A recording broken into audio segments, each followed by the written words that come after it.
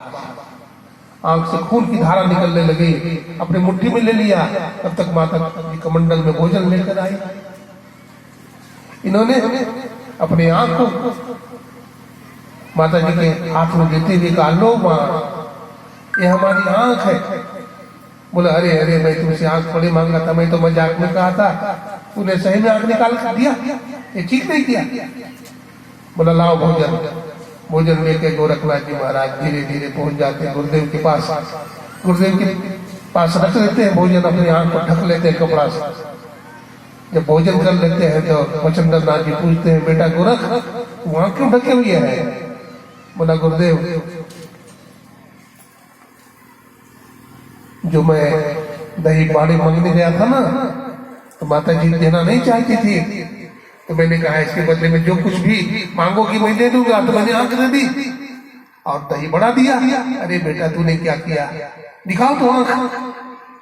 बाबा बचनंदन नाथ ने करुणा भरी निगाह से अपने शिष्य की आंख की तरफ देखा और जो निकली हुई आंख थी उसको हाथ में लेकर के आंख में घुसा दिया और आंख में पुनः ज्योति आ गई। श्री सद्गुरु महाराज। देखिए, योगी लोग बतलाया ना, योग के रास्ते में सिद्धियां भी है। रिद्धि सिद्धि प्रेरय गो भाई, ये रिद्धियां सिद्धियां भी आती है, लेकिन साधक को उसको फेरे में नहीं पड़ना चाहिए। कबीर साहब कहते हैं, गंग जमुन जुग रेतबा मलिया बाग लगाया हो, अब कच्ची कली तोड़ के मलिया पछताया हो। ये गंगा जमुना क्या है? गड़ा और पिघला दो नाड़ी। उपनिषद काल कहते हैं, गड़ा भगवती गंगा पिघला जमुना नदी, गड़ा पिघले और मध्य सुषुम्ना च सरस्वती। यही दृष्टि की चेतन धार को जोड़ना है, इसको जोड़ना चाहिए, दृष्टि की चेतन धार को जोड़ना चाहिए। हमारे गुरुदेव कहते हैं, अगल बगल कहूं दृष्टि न डोले, सन्मुख बिंदु पकड़ लागी, सुखमनिया में मोरी नजर लागी। इसमें दृष्टि की धार को जोड़िए आप। जब जुड़ेगी तो फिर आपका काम भी बनेगा। बिंदु में तहनाद बोले, रैन दिवस सुहावनम, शब्द पलटू कहते हैं, लेकिन वो सार शब्द नहीं है, वो अनहद नाद है।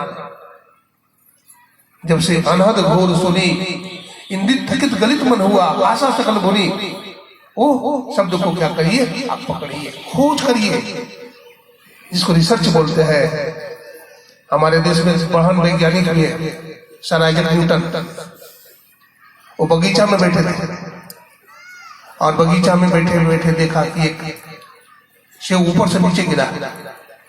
तो सोचने लगे,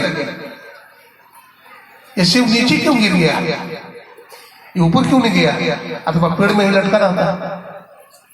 खोजा और रिसर्च किया और उन्होंने खोज किया, पृथ्वी में गुरुत्वाकर्षण बल है और पृथ्वी किसी भी वस्तु को अपने केंद्र की तरफ खींचती है।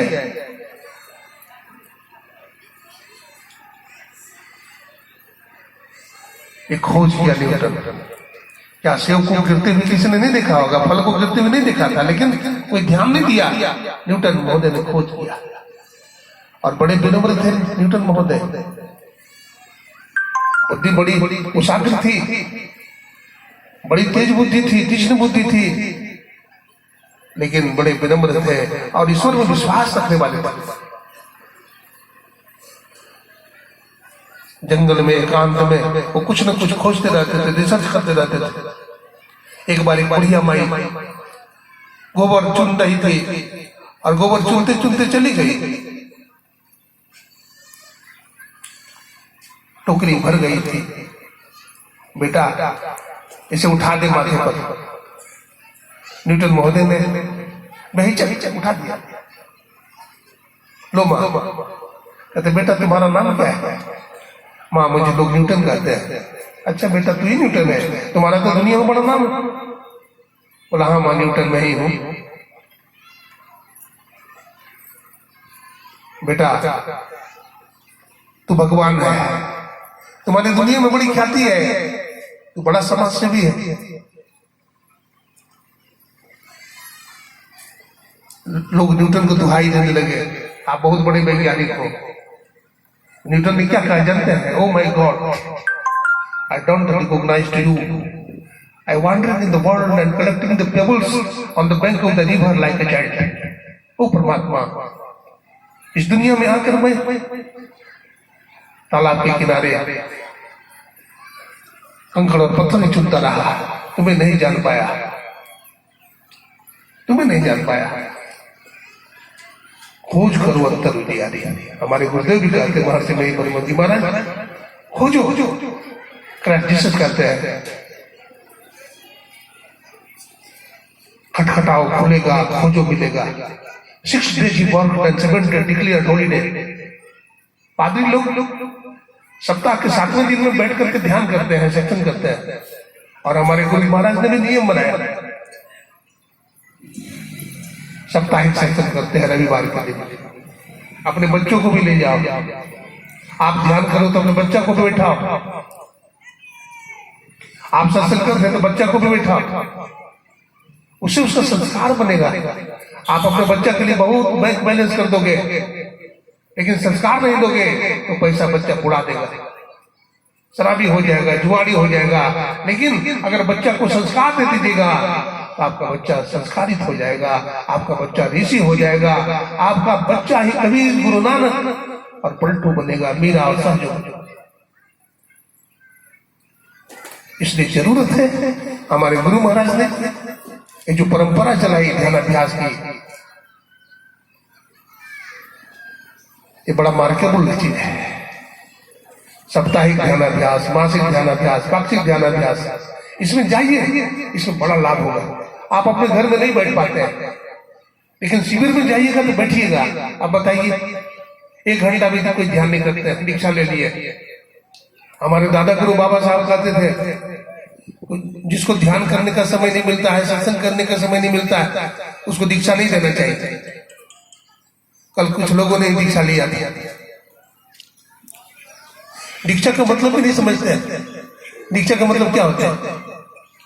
दीयते अत्यंतम ज्ञानम इति दी और क्षयंती पापानि इति क्षय। सदगुरु के द्वारा दिया गया मंत्र को जपने से पापों का क्षय होता है। इसलिए त्रैकाल संध्या कीजिए, ब्रह्ममुहूर्त में बैठिए, ध्यान कीजिए, अपराह्न काल में ध्यान कीजिए, सायं काल में ध्यान कीजिए। ध्यान करने से बड़ा लाभ होगा आपको, बड़ा लाभ। आसन नहीं ले, इसका ख्याल रखना चाहिए। ध्यान के समय में आसन नहीं ले। आसन दृढ़, आहार दृढ़, भजन नेम दृढ़ हो, तब प्राणी पावे कछुक, नहीं तो रहे विषय रस होय। आसन को दृढ़ रखिए, आहार को दृढ़ रखेंगे तो आसन भी जमेगा। याद रखिए, 6 घंटा अगर आप ध्यान करते हैं कमर कस करके, और 1 घंटा के लिए अगर बाजार घूम लेते हैं तो 6 घंटा का भजन कपूर हो जाता है। एक दिन अगर चौराहे पर गोलगप्पा खा लिए, सत्संगी लोग भी गोलगप्पा खा लेते हैं, देखते हैं। अरे सड़ा हुआ आलू, इमली का पानी, बीमारी का घर है, वो सब चीज ना खाइए, ना खिलाइए।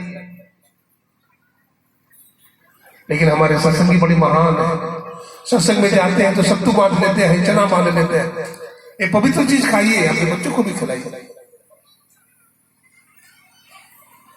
इससे पवित्रता भी रहेगी और शरीर भी स्वस्थ होगा आपका।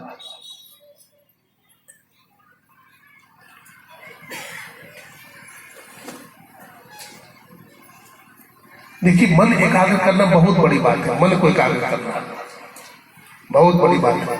अभी मान लीजिए आप लोग यहाँ आए हैं, ठीक है, बढ़िया से एक बात समझिए। आप लोग यहाँ आए हैं, आपको पता चल जाएगा ध्यान क्या चीज है। आप लोग यहाँ आए हैं और आपको प्यास लग गई, आप पानी पी करके बैठ गए। आप चल करके आए तो आपका मन बिखरा हुआ है, यहाँ पर दीवार खड़ी है, मान लीजिए आप बैठ गए और टिक टिक की आवाज सुन रहे हैं, ठीक है, दीवार घड़ी की टिक टिक की आवाज आप सुन रहे हैं। पहले नहीं सुन रहे थे, लेकिन जब बैठे आप यहाँ, आपके शरीर को कुछ आराम मिला, आप मंत्र जपने लगे, आपका मन कुछ एकाग्र हुआ तो दीवार घड़ी की टिक टिक की आवाज आप सुनने लगे, ठीक। आप मानस ध्यान करने लगे और गहराई में गए, आप बिंदु ध्यान करने लगे और गहराई में गए, तो आपको अपने शरीर में जो ब्लड का संचालन है, सर्कुलेशन है, इसकी आवाज सुनाई पड़ने लगेगी आपको।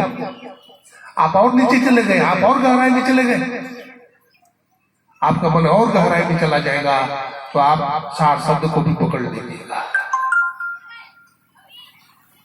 आप सार शब्द को भी, सार शब्द की करे कमाई निष्घर जावे ना, अद्भुत अंतर की डगरिया, जहाँ पर चलकर प्रभु मिलते और दाता सदगुरु धन्य धन्य जो दाल लगा देते।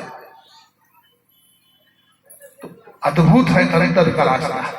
हमारे गुरु महाराज अद्भुत क्यों कहा? क्यों अद्भुत कहा? अंदर की डगरिया अद्भुत ऐसा क्यों कहा? देखिए, संसार में कोई चीज भी देखेंगे वो आंख खोल करके देखेंगे, नहीं कुछ भी देखिए तो आंख खोल करके देखेंगे, लेकिन ईश्वर को देखना हो तो आंख को बंद करना पड़ेगा। बंद कराए पलक पटको, कहे बाहर में तुम मत भटको, सिद्धेश्वर मुख सुखमन बिंदु को, कहा बाया बाबा देवी ने संतन मत भेद प्रचार किया, खुद साहब बाबा देवी। ब्रह्मचर्य का पालन कीजिए, पवित्र बनिए, हाव भाव में केवल मत रहिए, थपड़ी मत बजाइए,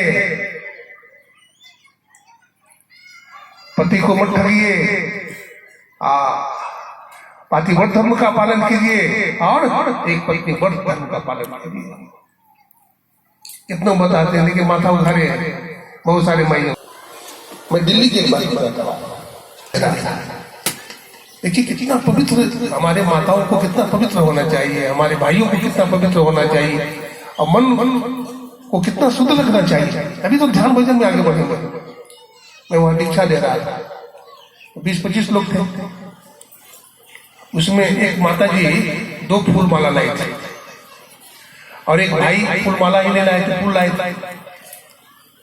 तो दीक्षा जब दे रहा था तो फूल माला पहनाने की बात है ना, दीक्षा हो जाने के बाद फूल माला पहनते हैं, तो उनके हाथ में फूल माला नहीं थी। तो मैंने कहा कि आप फूल नहीं लाए हैं? बोला नहीं बाबा, हम तो फूल ही लाए हैं, माला नहीं लाए। तो माता जी थी और उनके पति भी थे, दोनों आए थे दीक्षा लेने। तो माता जी वो डायरेक्ट वो भाई साहब के हाथ में माला दे सकती थी, लेकिन पराये पति का स्पर्श हो जाएगा, इसलिए वो माता जी अपने पतिदेव के हाथ में देती है माला। ये माला वो भाई साहब को दे देते हैं। आप देखिए, पराये पति का स्पर्श नहीं किया।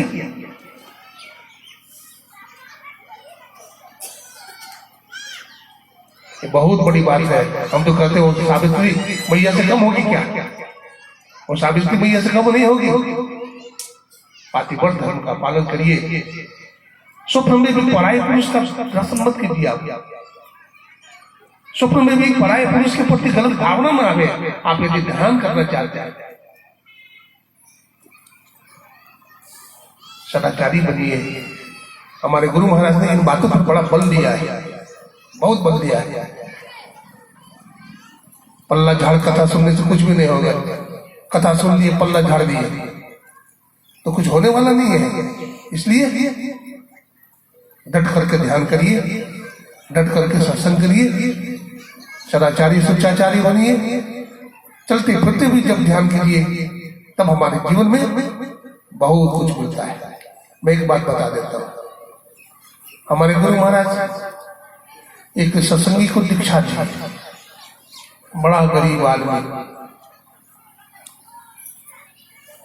बाप बेटा दोनों दीक्षा लिया। शरीर पर कपड़ा भी नहीं है, काला कलूटा, देखकर खुशे हुए। जब दीक्षा दे दिया तो गुरु महाराज कहते हैं बढ़िया से ध्यान करना, बढ़िया से जप करना। ठीक है गुरु महाराज करेंगे।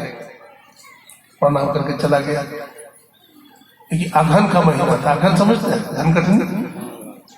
संत मत का ज्ञान बहुत सरल है, बहुत सरल ज्ञान, सब कोई कर सकता है, कोई पक्षपात नहीं है।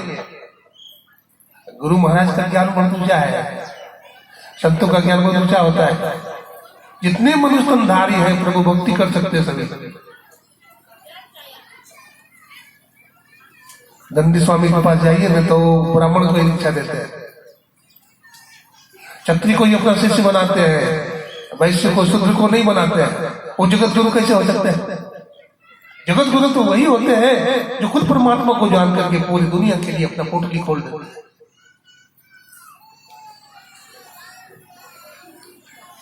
ऐसे थे गुरु महाराज, महर्षि में परमन जी महाराज।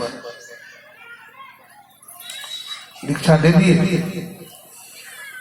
अब देखिए उसके घर में धीरे धीरे सबको सत्संगी बना दिया। धनकटनी था, धान काट रहा था। अब धान काटते काटते वहां बीच में ध्यान भी हो रहा है और 3 बजा तो फिर स्तुति विनती चालू हो गई। उसके बाप को काट लिया बिच्छू, डंक मार दिया।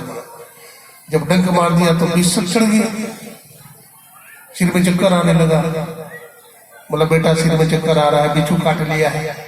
बोला पिताजी लेट जाइए। मुंह से झाग निकलने लगा। फिर बाप बोलता है बेटा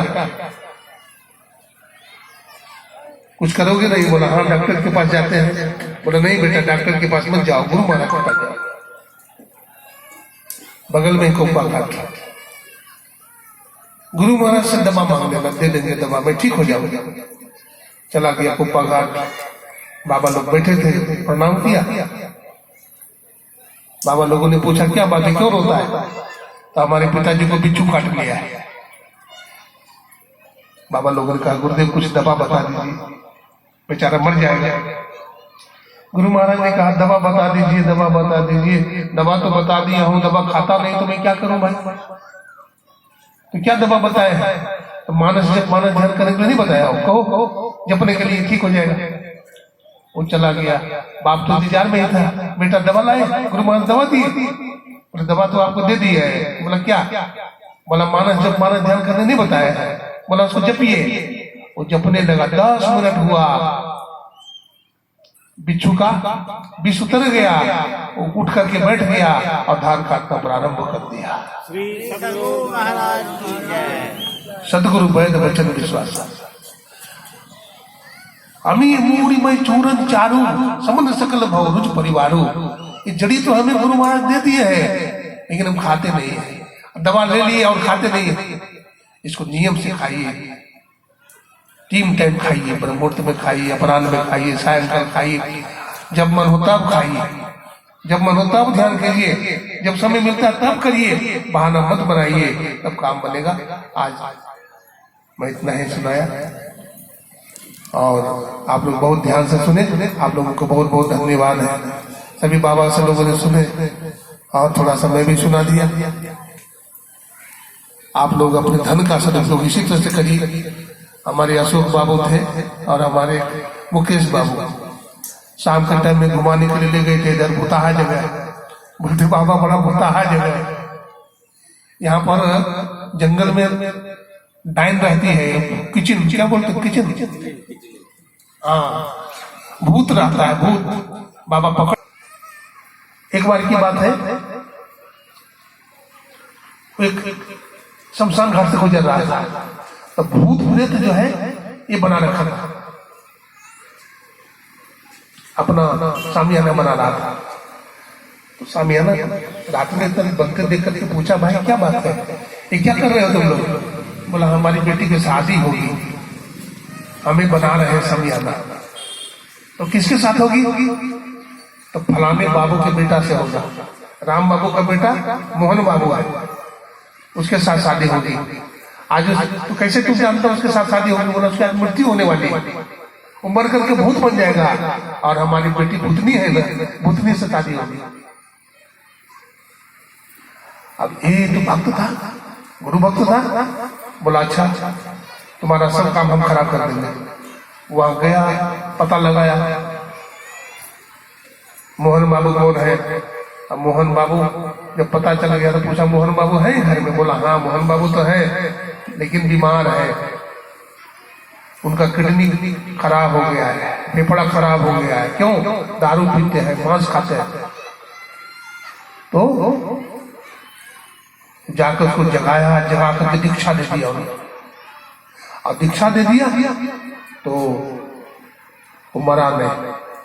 अब मरा नहीं तो फिर उधर से आया तो देखा कि भूत प्रेत कुछ नहीं है वहां, शमशान खुल रहा है, शांत हो गया है, शमशान खोला जा रहा है। सब लोग उदास है। बोला भाई आप लोग बहुत उदास है, क्या बात है? बोला हाँ देखिए ना, हमारी बेटी की शादी होने वाली थी, अब बिटिया की शादी नहीं होगी। बोला क्यों? बोला एक आदमी ने जाकर हमको दीक्षा दे दिया, अब दीक्षा दे दिया तो भूत कैसे बनेगा? अब भूत नहीं बनेगा, भूत प्रेत नहीं बनेगा, याद रखना।